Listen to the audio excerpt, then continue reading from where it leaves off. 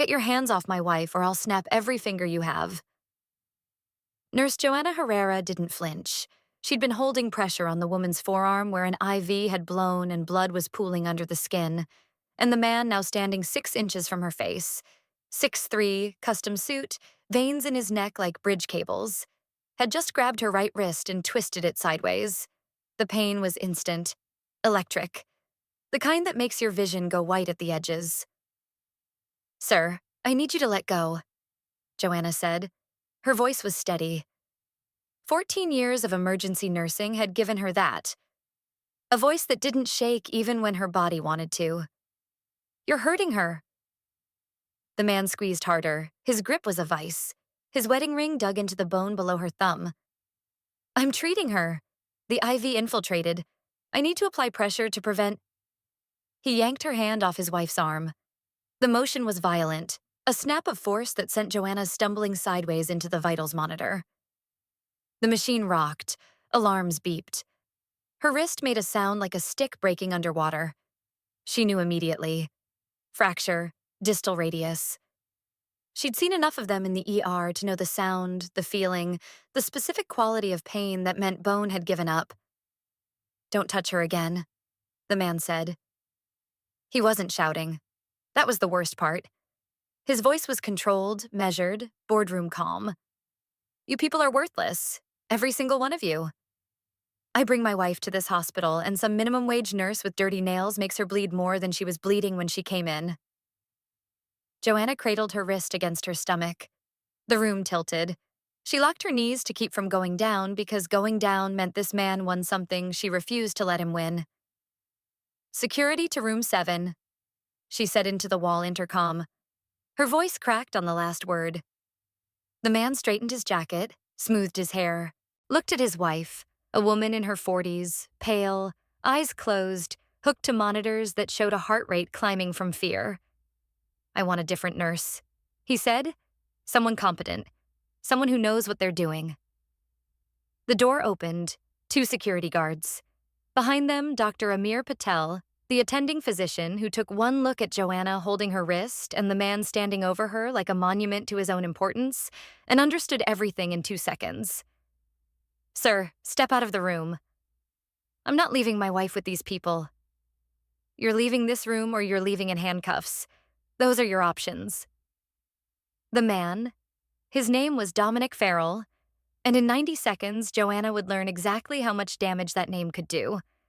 Looked at Dr. Patel the way you look at an insect on your windshield. "Do you know who I am? Right now, you're a man who just assaulted my nurse. That's all I need to know. I'm the reason this hospital has a trauma wing.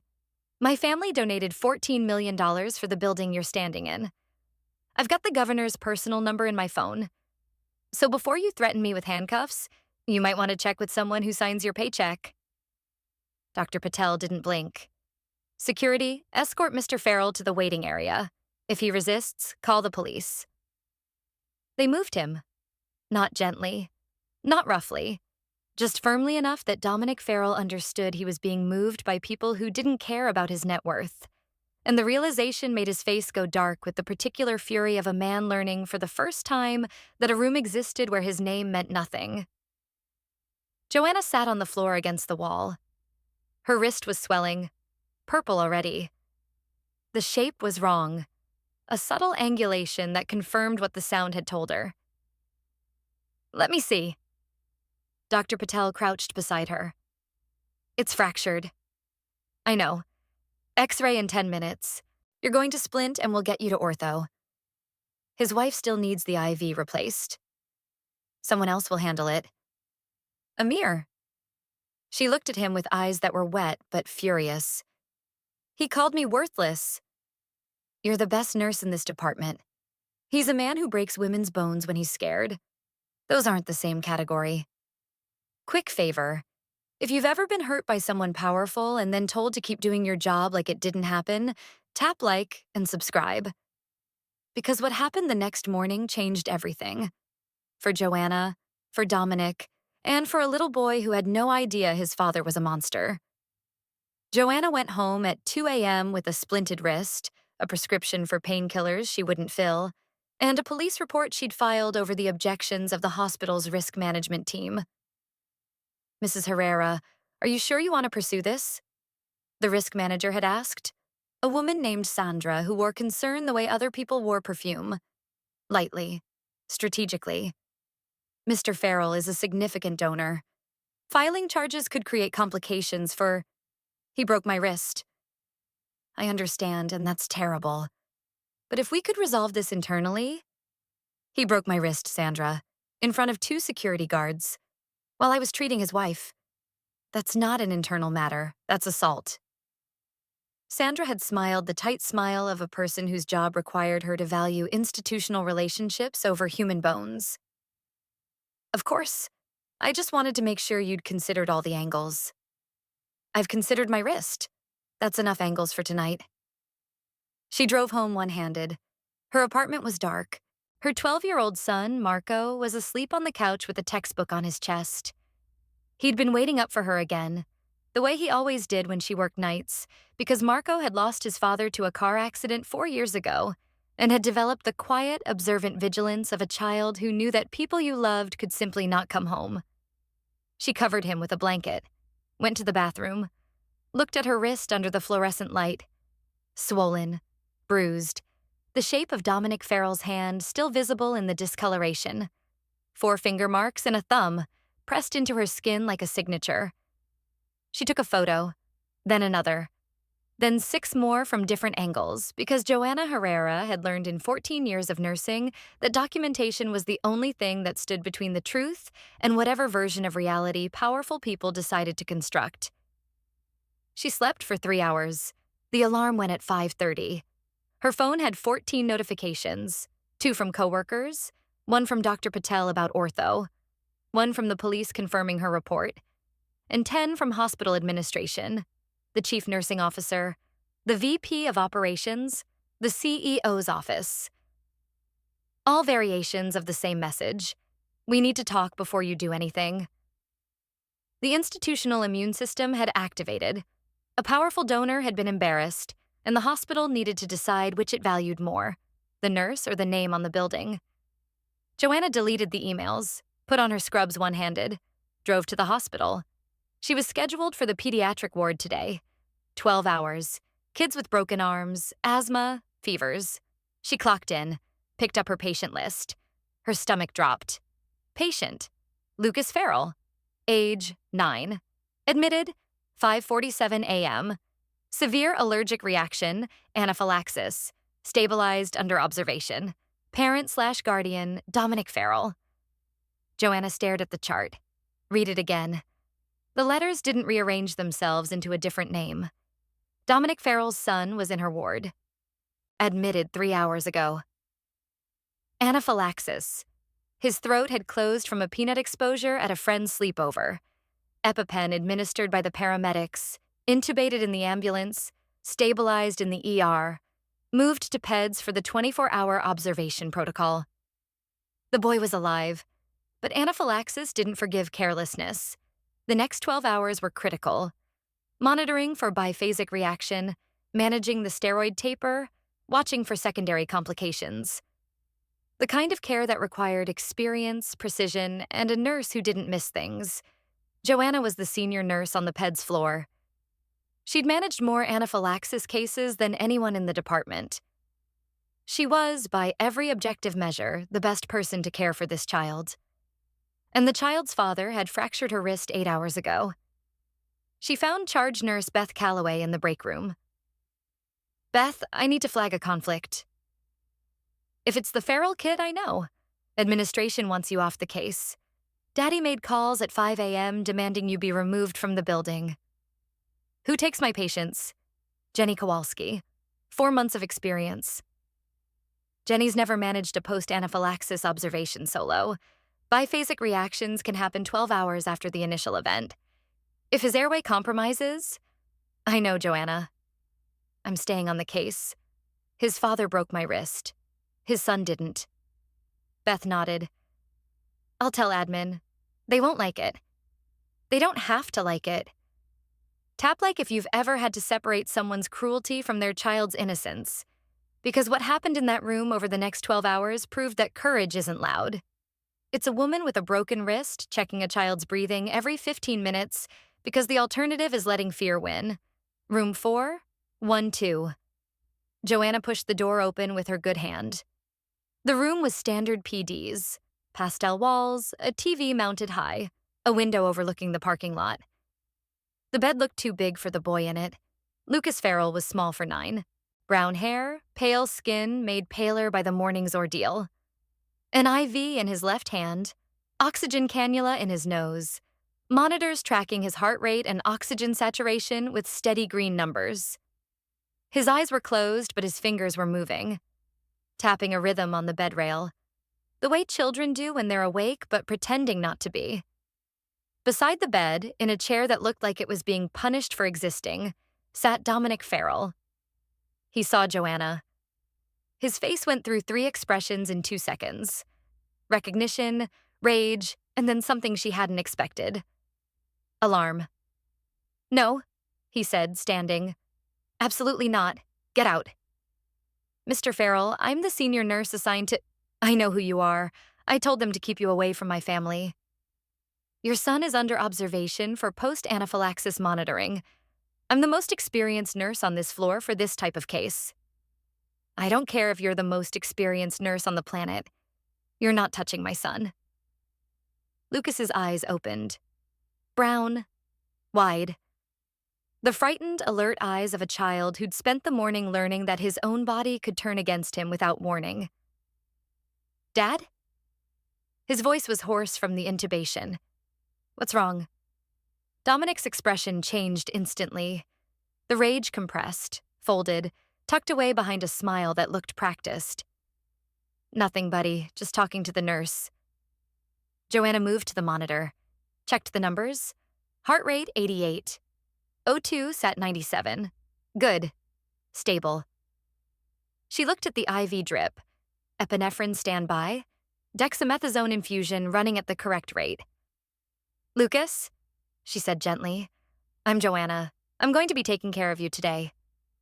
"Are you a doctor?" "I'm a nurse. We're the ones who actually know what's going on." A flicker of a smile. Small, scared. But there. "My throat hurt really bad," Lucas said. "They put a tube in. I couldn't breathe."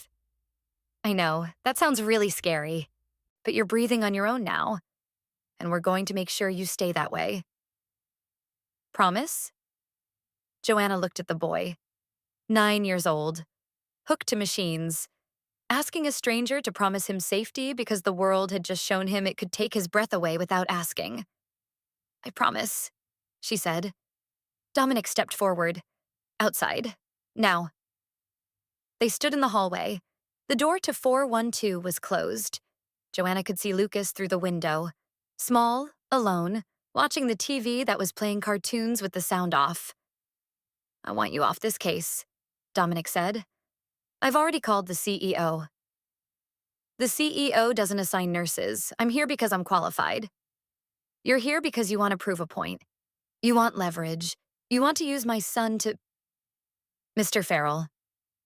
Joanna held up her splinted wrist. "You fractured this 8 hours ago. I have a police report, 14 witnesses, and photographs of your handprint on my arm. I don't need leverage. I have evidence." He stared at the splint. Something moved behind his eyes. Not remorse. Calculation. "I'm here because your son had anaphylaxis, and a biphasic reaction can kill him within minutes if it's not caught. The nurse they'd replace me with has 4 months of experience. She's good, but she's not ready for this. I am." "You expect me to believe you'd treat my son well after what I did to you?" "I've treated the children of drunk drivers who killed my patients. I've treated the sons of men who beat their wives in my ER. I treated a teenager whose father shot a police officer in the lobby while I was starting the kid's IV. I don't punish children for what their parents do. That's the difference between us." Dominic's jaw worked. He looked through the window at Lucas. "If anything happens to him, then it'll be because biology is unpredictable, not because I'm unprofessional. You can sit in that room and watch every single thing I do. You can record it if you want, But I'm not leaving that boy with someone less qualified because his father is afraid of me. She pushed the door open and went back in. Dominic stood in the hallway for a long time. Then he followed her. The next 6 hours were quiet in the way that hospital rooms are quiet, not silent, but humming with the low-grade tension of machines and waiting. Joanna checked Lucas every 15 minutes. Vitals, breathing rate, skin color, capillary refill. She adjusted the steroid drip at hour 2. Documented everything. One-handed, the splint making her handwriting messier than usual. Lucas talked. Kids in hospitals always talked when they were scared, because talking meant you were still here. "Do you have kids?" he asked. "A son. Marco. He's 12. "Does he play Fortnite?" "He plays everything. I don't understand any of it." "My dad doesn't let me play Fortnite. He says it's for stupid people." Joanna glanced at Dominic. He was in the chair, phone in hand, pretending not to listen. "Your dad has opinions," Joanna said carefully. "My son says I have too many opinions, too." "My dad has opinions about everything. What I eat, what I wear, how I talk. He gets really mad if I cry."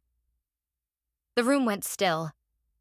"He says crying is weak," Lucas continued, matter of fact, the way children state truths they haven't yet learned to hide. "He says Farrells don't cry. He says if I cry, it means I'm broken and I need to be fixed." Joanna felt something tighten in her chest. She looked at Lucas's arms. Thin, pale, no visible bruises.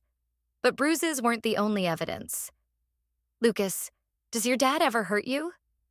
Dominic's head snapped up. "What did you just ask my son?" "I asked a routine screening question. It's part of the pediatric protocol." "It's an accusation." "It's a question. Your son is free to answer however he wants." Lucas looked at his father, then at Joanna, then at the cartoons on the muted TV. "He doesn't hit me," Lucas said quietly. "He just yells really loud and sometimes he throws things. Not at me, at the wall. But it's loud." "That's enough," Dominic said. "Lucas, stop talking." "He's answering a medical question, Mr. Farrell." "He's a child. He doesn't know what he's saying." "He knows exactly what he's saying. That's what makes it important." Dominic stood. For a moment, Joanna thought he might grab her again. She saw his hand twitch, the same hand that had fractured her wrist. The muscle memory of violence stored in his body like ammunition. But Lucas was watching. His son was watching. And whatever Dominic Farrell was capable of doing to a nurse in an ER at midnight, he wasn't capable of doing it in front of the one person whose opinion he actually cared about. He sat back down. Didn't speak for an hour. At hour 8, Lucas's oxygen saturation dropped. 97 to 94 to 91. The monitor alarmed. Joanna was at the bedside in 4 seconds. She'd been watching the numbers the way she always watched, not staring at the screen but tracking the rhythm, the trend, the micro changes that told you something was shifting before the alarms caught it. "Lucas, take a deep breath for me." He tried. His chest rose, but not enough. His lips had a blue tinge. "Biphasic reaction," Joanna said to the room. She hit the code button on the wall. "I need epinephrine 0.3 IM, respiratory therapy to room 412, and Dr. Patel now." The next 90 seconds decided everything. Joanna drew the epinephrine one-handed, her right hand useless in the splint, her left doing the work of 2. She'd practiced left-handed injections during nursing school as an exercise. She never thought she'd need it for real. She administered the shot, smooth, clean, into the lateral thigh, the way she'd done 100 times. "Come on, buddy," she murmured. "Breathe." Dominic was on his feet, white-faced, frozen. The man who commanded boardrooms and threatened doctors was standing in a hospital room watching his son turn blue, and he couldn't do a single thing about it. "What's happening?" he said. His voice cracked.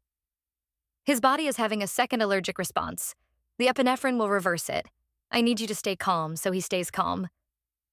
"Is he going to—" "He's going to be fine. Look at me. Mr. Farrell, look at me. Dominic looked at her. His eyes were wet. Your son is going to be fine. I've got him. The respiratory team arrived, Dr. Patel 30 seconds behind them. But by the time they reached the bed, the epinephrine was working. Lucas's O2 climbed. 92, 94, 96. The blue faded from his lips. His breathing deepened. There you go, Joanna said softly. Good job, Lucas. You're doing great. Lucas looked at her with glassy, frightened eyes. I couldn't breathe again. I know, but I was right here. I told you I would be. You promised. I did, and I keep my promises. Dr. Patel checked the monitors, reviewed the intervention, and looked at Joanna. Perfect response time, perfect dosing. If you'd been 30 seconds slower, I wasn't. Patel nodded, looked at the splint on her wrist, looked at Dominic, said nothing, left. The room settled. Lucas fell asleep. The monitors beeped their steady rhythm. The heartbeat of a boy who'd almost died twice in one day and was alive because a woman with a broken wrist hadn't left his side. Dominic sat in the chair. He didn't look at his phone. He didn't make calls. He stared at his son sleeping, and he didn't move for 2 hours. At 5 p.m., with the shift winding down and Lucas stable and sleeping, Dominic spoke. You saved his life. Joanna was charting at the bedside station, one-handed, slow. I did my job. I broke your wrist. Yes. And you came in today and treated my son anyway. He's a child. He needed care. My wrist is irrelevant to his medical needs. It's not irrelevant to me. Joanna set down the pen, looked at Dominic Farrell. Really looked, the way she looked at patients, assessing not just what was visible, but what was hiding underneath. He was smaller than he'd been last night. Not physically. Something else had shrunk. The commanding posture, the boardroom voice, the man who'd grabbed her wrist and called her worthless. That man was still in there, but something had cracked the shell. Your son told me you yell, she said quietly. He told me you throw things. He told me you don't let him cry. Dominic's face tightened. I'm not telling you this as a threat. I'm telling you because I've been an ER nurse for 14 years, and I've seen what happens to boys who grow up in houses where crying is a crime. They become men who break women's wrists in hospitals. The words landed like a surgical strike. Precise. Devastating. Delivered without anger. You have a choice, Mr. Farrell. Right now, in this room, with your son sleeping 10 feet away. You can go home and keep being the man you were last night, the one who hurts people who are trying to help. Or you can look at that boy and ask yourself what kind of father you want him to remember. You don't know what my life... I know your son is afraid of you. That's enough. Dominic looked at Lucas, the small chest rising and falling, the IV taped to his hand, the cartoon still playing on mute. I didn't want to be like my father, he said. So quiet she almost missed it. He did the same things. To me, to my mother.